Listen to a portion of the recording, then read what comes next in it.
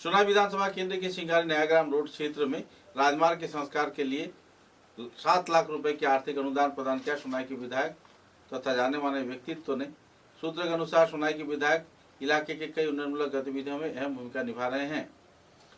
इस उन्नयनमूलक गतिविधि को देखते हुए ग्रामीण पिछड़े हुए इलाके में लोगों को एक मंच पर लाना तथा चुनाव के दौरान सभी को एक मंच पर रखने के प्रयास में सोनाई के विधायक करीमुद्दीन जुटे हुए हैं। करीमुद्दीन की उन्नयनमूलक गतिविधियों को लेकर काफी लोग उनके सहयोग में भी आगे बढ़कर आ रहे हैं। पत्रकारों के साथ बातचीत के दौरान उन्होंने कई पहलुओं पर आलोकपात किया और तौर रेजाउल के साथ किए गए गैर जिम्मेदाराना गतिविधियों के बारे में भी उन्होंने कई पहलुओं पर अपना मतों का बखान किया।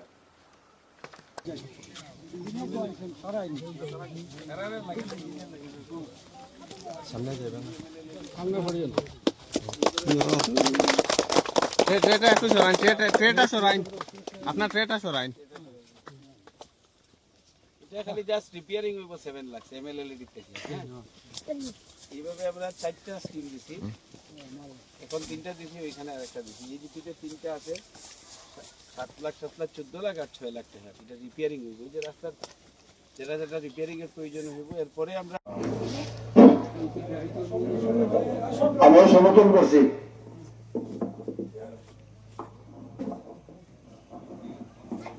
কারণ মনে হয় ওখান থেকে লোকাল থেকে আমরা চমল আন্দোলন চমল আসিফ চমল স্কল চমল চমল চমল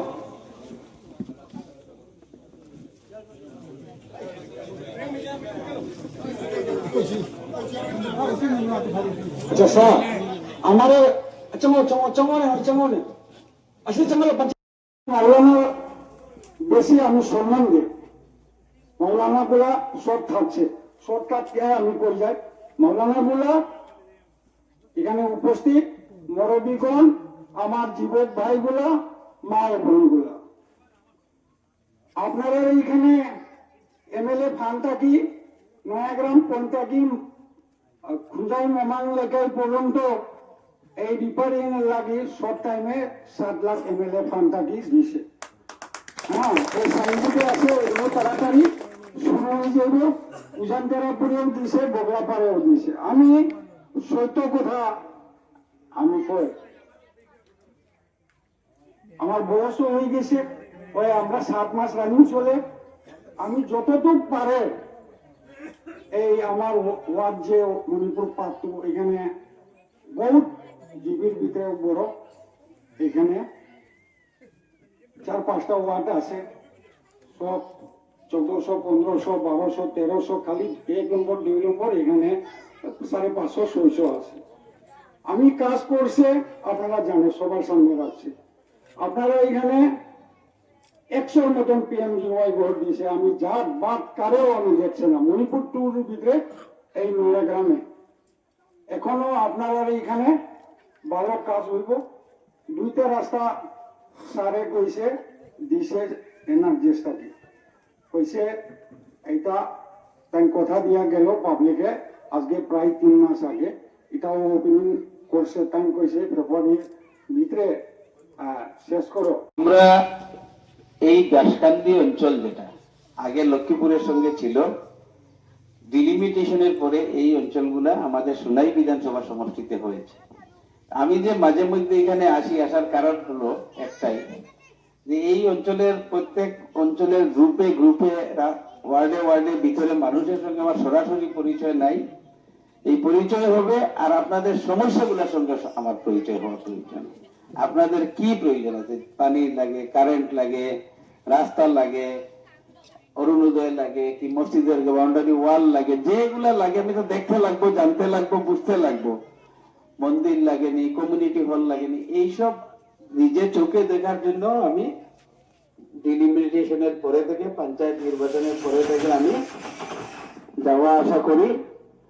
তা আমি লাস্ট যখন পঞ্চায়েতের পরে সংবর্ধনা দিয়েছিলাম আমাদের পঞ্চায়েত সভানেত্রীকে, সেই সবাই আমি বলেছিলাম আপনাদের এই অঞ্চলের এই রুটটা প্রায় 3 কিলোমিটার রাস্তা, 3-3.5 কিলোমিটার। বিভিন্ন জায়গায় এটা রিপেয়ারিং এর প্রয়োজন আছে। তো আমি বিধায়ক উন্নয়ন তহবিল থেকে আমার হাতুই ভাই হোক, আমার পঞ্চায়েতের সভানেত্রী হোক, ওনারা বলেছিলেন যে এটাকে একটু ড্রেস আপ করে দেওয়ার জন্য। পিডব্লিউডি রোড ওরা একটা আমাকে এস্টিমেট দিয়েছে 3 পার্টে 20 লক্ষ টাকা, আমি আজকে ফাউন্ডেশন দিয়েছি, এখানে গিয়ে এখন ফাউন্ডেশন দেব। এটা লাস্ট পার্ট, মিডিলে আরো এক পার্ট 3 জায়গাতে হবে। এই 20 লাখ দিয়ে যেগুলা মাঝে মধ্যে গর্ত হয়েছে, রাস্তা খারাপ হয়েছে, এগুলাকে রিপেয়ারিং করে রোলিং করে দেব। এরপরে নেক্সট যখন ইয়ার আসবে, নেক্সট ইয়ারে আমরা এইটাতে সিসি ব্লক লাগিয়ে দিব পুরা রাস্তাতে। এটার এস্টিমেট আমি অলরেডি পাঠিয়ে দিয়েছি। এখন এই রেইনি সিজনে চলার জন্য, শুধু চলার জন্য এই 20 লাখ বিধায়ক উন্নয়ন তহবিল থেকে দিয়েছেন। আর প্রত্যেক গ্রুপে দুইটা করে সিসি ব্লকের রাস্তা আমরা স্যাংশন করে দেব। খুব প্রায়োরিটি ছিল হিসাবে দুইটা আজকে ফাউন্ডেশন হয়েছে। পঞ্চায়েতের সভানেত্রী আছেন, ওয়ার্ড সদস্যরা আছেন, ওনারা ঠিক করে আমাকে কালকে পরশুর মধ্যে কোনটা প্রায়োরিটি কালকেই দিবেন, সেটা আমি করব। আর পঞ্চায়েত সভানেত্রীর সঙ্গে আজকেই আমি সংবিধান অধিকার দিয়েছে প্রত্যেক মানুষের নিজের রাজনৈতিক দলের প্ল্যাটফর্ম থেকে নিজের সমাজের কথা উত্থাপন করার। রেজাউল করিম যখন উচ্ছেদিত মানুষের কথা বলার চেষ্টা করেছেন, তখনই ইউনিটির কথা বলেছেন, তখনই ওনাকে অপমান করা হয়েছে, একরকম গলা ধাক্কা দিয়ে কংগ্রেস থেকে সরানোর ব্যবস্থা করা হয়েছে। অত্যন্ত নিন্দনীয়, অত্যন্ত ধিক্কারজনক ঘটনা। সংখ্যালঘু মুসলমান অঞ্চলে কংগ্রেসকে বয়কট করা উচিত। এইবার দিনও কাজ হয়েছে যথেষ্ট, এখন কি বলতে চাইবেন, কি স্কিম এবং বন্যার সময়? এমএলএলডি আমরা রাস্তাটা জাস্ট রিপেয়ারিং করে দিচ্ছি। পুরানা রাস্তা, সেটার অবস্থা খারাপ, এই জন্য এটা দিয়ে আমরা মাত্র 7 লাখ টাকা বিধায়ক উন্নয়ন তহবিল থেকে দিয়েছি। এটাতে রিপেয়ারিং এর কাজ হচ্ছে। আর এই ধরনের আরো মেজর রিপেয়ারিং যেগুলো আছে, রিপেয়ারিং এর কাজের এমএলএলডি থেকে 20 লক্ষ টাকা আর ব্লক থেকে আরো প্রায় 26 লক্ষ টাকার আজকে আমরা সিসি ব্লকের রাস্তার ফাউন্ডেশন করি। একটা ছোট্ট প্রশ্ন ছিল যে এখানে বন্যার কবলে প্রতি বছর অনেকে ক্ষতিগ্রস্ত হন এবং যারা ক্ষেত কৃষি করেন তারা যথেষ্ট ক্ষতিগ্রস্ত। সেই জায়গায় দাঁড়িয়ে কৃষিজীবী মানুষদের জীবন রক্ষার্থে রোজগারে আমরা চিরি প্রোটেকশনের জন্য এস্টিমেট অলরেডি সাবমিট করা হয়েছে এবং আন্ডার প্রসেসিং। কিন্তু এই আর কাজ হবে না, যেটা মিথ্যা কথা বলে লাভ নেই যে নির্বাচনের জন্য করে দেবো হয়ে যাবে, এইসবের নেই। আমি আশাবাদী আমরা নেক্সট সিজনের এই টাইমে চিরি প্রোটেকশন আমরা করতে পারবো। স্থান যে পরিবর্তন হয়েছে, এরা সোনার সঙ্গে জড়িত করা হলো, সেই জায়গায় কোনো ফেরাক কোনো অসুবিধা বুঝতে পারছেন? আমি তো এখানে এসেছি, এই অঞ্চলে দেখেছি। এই অঞ্চলের মানুষ এরা জানে যে কাজের সঙ্গে বুটের কোনো সম্পর্ক নেই। ওনারা এমনিতে ফ্রি বুট দিয়ে দেয় হাত চিহ্নে। 40টা বছর এক জায়গাতেই বুট দিয়েছেন, তো এইবার পরিবর্তনের হাওয়া আমি দেখছি। ওনারা বলছেন একবার চেঞ্জ করে দেখি কি হয়। তো বিধায়ক কোনোদিন এইসব প্রত্যন্ত অঞ্চলে কোনোদিন আসার প্রয়োজন মনে করেন, বুট গ্যারেন্টেড ছিল।